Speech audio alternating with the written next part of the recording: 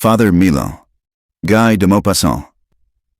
For a month, the hot sun has been parching the fields. Nature is expanding beneath its rays. The fields are green as far as the eye can see. The big azure dome of the sky is unclouded. The farms of Normandy, scattered over the plains and surrounded by a belt of tall beeches, look from a distance like little woods. On closer view, after lowering the worm-eaten wooden bars, you imagine yourself in an immense garden, for all the ancient apple trees, as gnarled as the peasants themselves, are in bloom. The sweet scent of their blossoms mingles with the heavy smell of the earth and the penetrating odor of the stables. It is noon.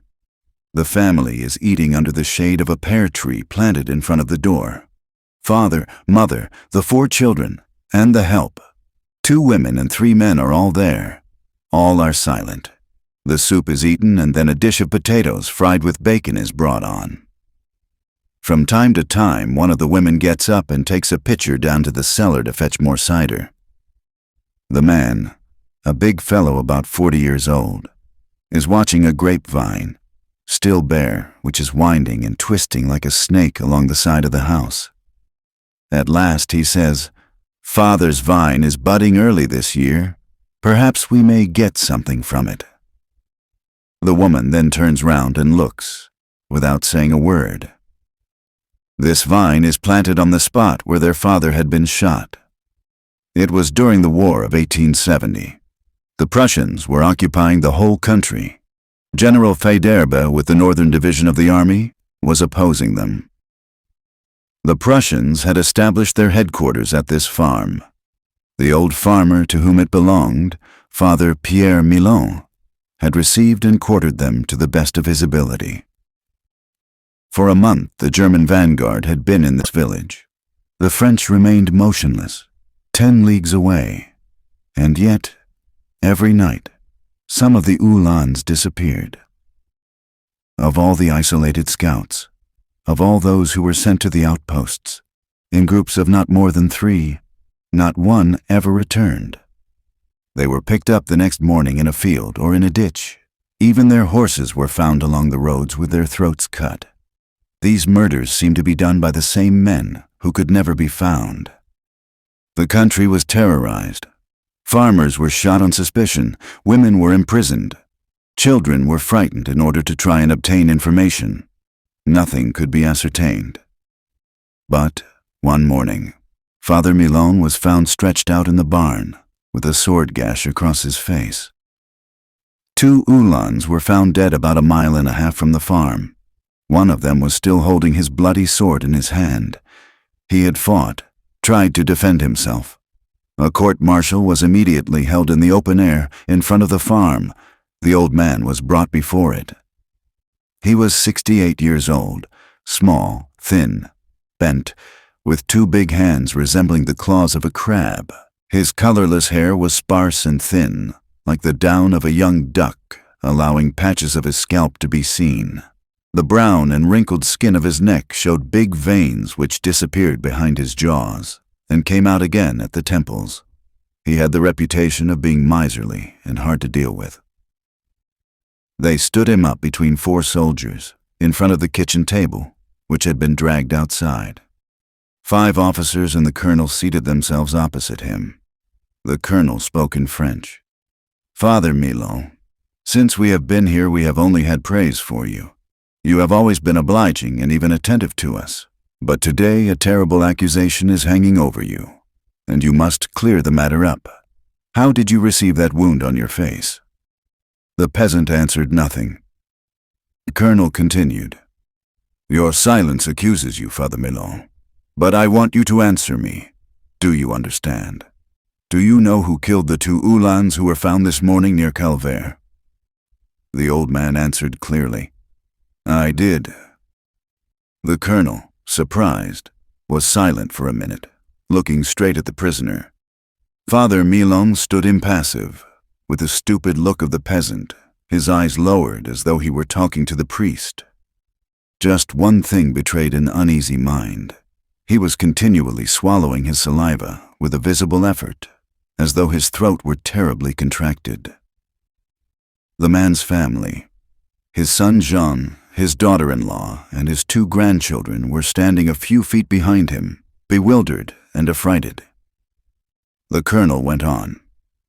"Do you also know who killed all the scouts who have been found dead for a month throughout the country, every morning?"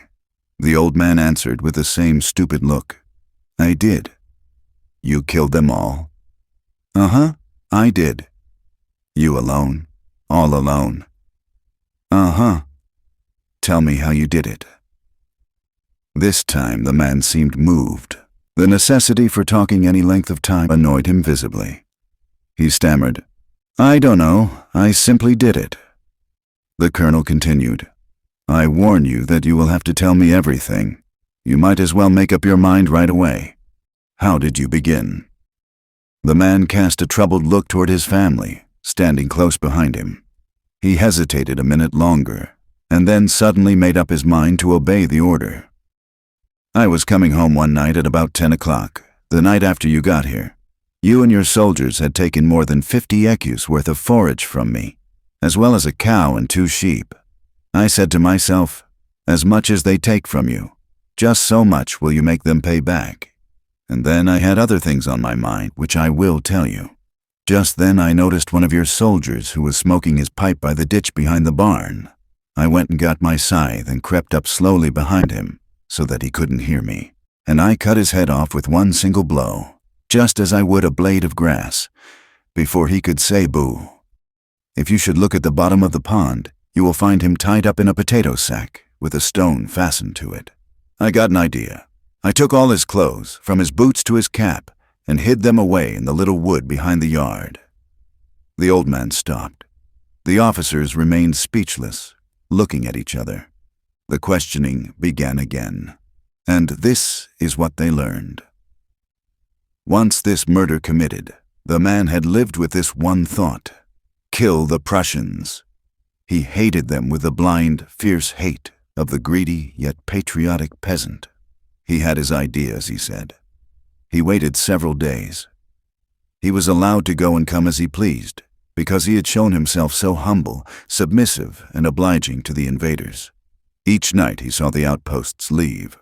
One night he followed them, having heard the name of the village to which the men were going, and having learned the few words of German which he needed for his plan through associating with the soldiers. He left through the backyard, slipped into the woods, found the dead man's clothes and put them on. Then he began to crawl through the fields, following along the hedges in order to keep out of sight, listening to the slightest noises, as wary as a poacher. As soon as he thought the time ripe, he approached the road and hid behind a bush. He waited for a while. Finally, toward midnight, he heard the sound of a galloping horse. The man put his ear to the ground in order to make sure that only one horseman was approaching. Then he got ready. An Ulan came galloping along, carrying dispatches. As he went, he was all eyes and ears. When he was only a few feet away, Father MILON dragged himself across the road, moaning, "Hilfe! Hilfe! Help! Help!"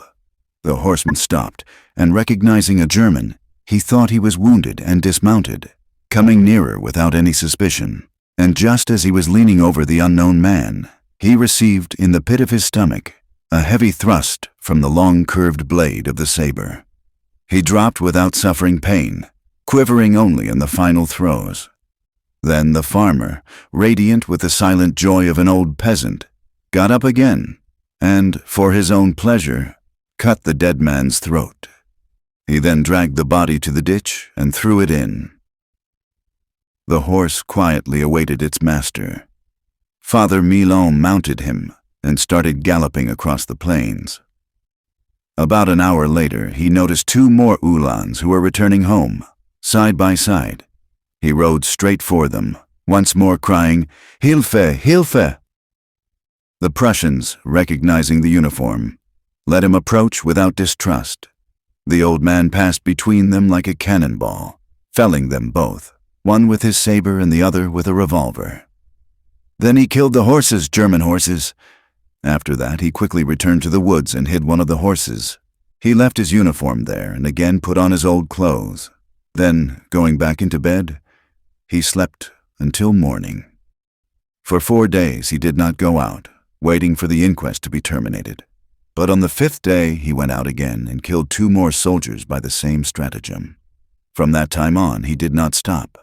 Each night he wandered about in search of adventure, killing Prussians, sometimes here and sometimes there, galloping through deserted fields. In the moonlight, a lost Ulan, a hunter of men. Then, his task accomplished, leaving behind him the bodies lying along the roads, the old farmer would return and hide his horse and uniform. He went toward noon, to carry oats and water quietly to his mount, and he fed it well as he required from it a great amount of work. But one of those whom he had attacked the night before, in defending himself, slashed the old peasant across the face with his saber. However, he had killed them both. He had come back and hidden the horse and put on his ordinary clothes again, but as he reached home he began to feel faint, and had dragged himself as far as the stable, being unable to reach the house. They had found him there, bleeding, on the straw. When he had finished his tale, he suddenly lifted up his head and looked proudly at the Prussian officers. The colonel, who was gnawing at his mustache, asked, "You have nothing else to say?" "Nothing more. I have finished my task. I killed 16, not one more or less." "Do you know that you are going to die?" "I haven't asked for mercy." "Have you been a soldier?" "Yes, I served my time. And then you had killed my father, who was a soldier of the first emperor. And last month you killed my youngest son, Francois, near Evreux. I owed you one for that. I paid. We are quits." The officers were looking at each other. The old man continued, "8 for my father, 8 for the boy. We are quits. I did not seek any quarrel with you. I don't know you. I don't even know where you come from. And here you are, ordering me about in my home as though it were your own. I took my revenge upon the others. I'm not sorry." And, straightening up his bent back, the old man folded his arms in the attitude of a modest hero. The Prussians talked in a low tone for a long time. One of them, a captain, who had also lost his son the previous month, was defending the poor wretch. Then the colonel arose and, approaching Father MILON, said in a low voice, "Listen, old man, there is perhaps a way of saving your life. It is to—" But the man was not listening, and, his eyes fixed on the hated officer, while the wind played with the downy hair on his head, he distorted his slashed face, giving it a truly terrible expression, and, swelling out his chest, he spat, as hard as he could, right in the Prussian's face. The colonel, furious, raised his hand, and for the second time the man spat in his face. All the officers had jumped up and were shrieking orders at the same time. In less than a minute the old man, still impassive, was pushed up against the wall and shot, looking smilingly the while toward Jean, his eldest son, his daughter-in-law, and his 2 grandchildren, who witnessed this scene in dumb terror.